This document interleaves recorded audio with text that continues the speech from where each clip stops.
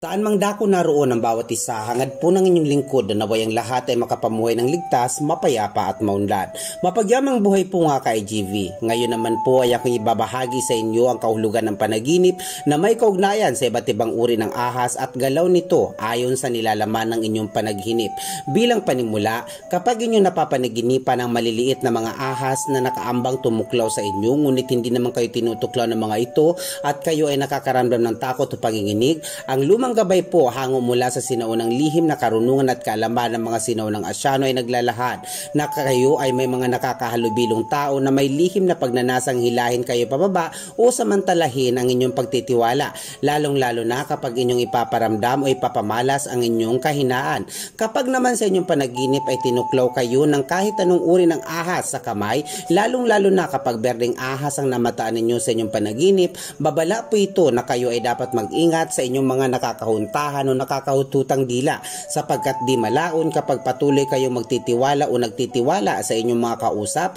lalong-lalo na kapag ibang tao ang paksa ng inyong usapan, maaari kang pagkaisahan o ikaw mismo ang ididiin at ikaw ang lalabas na puno o pinagmula ng suliraning paparating, kahit ang totoo ikaw ay nakikiayon lamang at hindi sa iyo nagmula ang kwento. Kapag naman ang kahit anong uri ng mga ahas ay tumuklaw sa iba't ibang bahagi ng iyong katawan, lalong-lalo na sa paa o binti, ang lumang gabay po ay naglalahad ng pahiwatig ng babala na mag-ingat sa kalusugan at ilang nakaka-stress na sitwasyon dala ng ilang mga tao sa paligid, sapagkat ang ganitong uri ng panaginip ay umuugnay sa aspetong pang-emosyon at kalusugan ng nananaginip. Sa pagpapatuloy, kapag ang ahas naman na maliit o maliliit ay nakalingki sa iyo kahit saang bahagi ng iyong katawan at kayo ay pinagtutuklaw, indikasyon po ito na kayo ay tatraydorin ng iyong kaibigan o pagtataksilan ng iyong iniirog o minamahal na maaring magdulot sa iyo ng matinding depresyon at magulong pakikipagsapalaran sa buhay.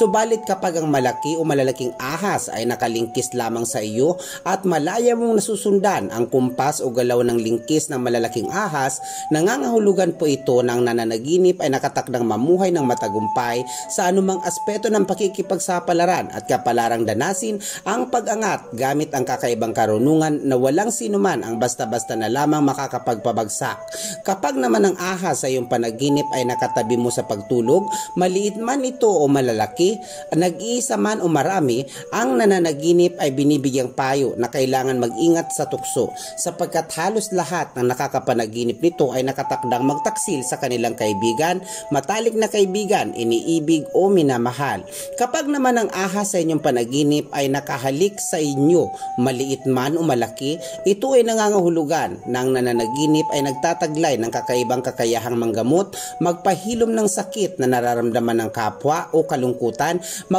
magpahupa ng galit ng kaharap o kausap sa tuwing siya ang maglalahad ng payo o mungkahi, at kapalarang manahak ng may matamis na pananalita na halos lahat ng kanyang sasabihin o iaalok ay hindi mapaghihindian. Kapag naman ang ahas sa inyong panaginip ay inyong nakapambuno at natalo ninyo ito sa anumang kaparaanan, ibig pong sabihin kayo ay maraming malalagpasang problema o suliranin, habang ang ahas o mga ahas naman sa inyong panaginip na gumagapang papalayo, nangangahulugan po itong kayo ay maraming napapalagpas ng mga magagandang oportunidad sa buhay. At kung ito o mga ito naman ay gumagapang papalapit sa inyong kinaroroonan, asahan ang mga oportunidad o balita na inyong inaasahan. Bilang panghuli, ngunit bago po natin ilahad ang panghuli, nais ko lamang pong ipaalala sa lahat ng mga nakakasubaybay o madadaanan ng post na ito na ang aking naibahagi ay mga gabay po lamang hango mula sa sinaunang lihim na karunungan at kaalaman ng mga sinaunang Asyano,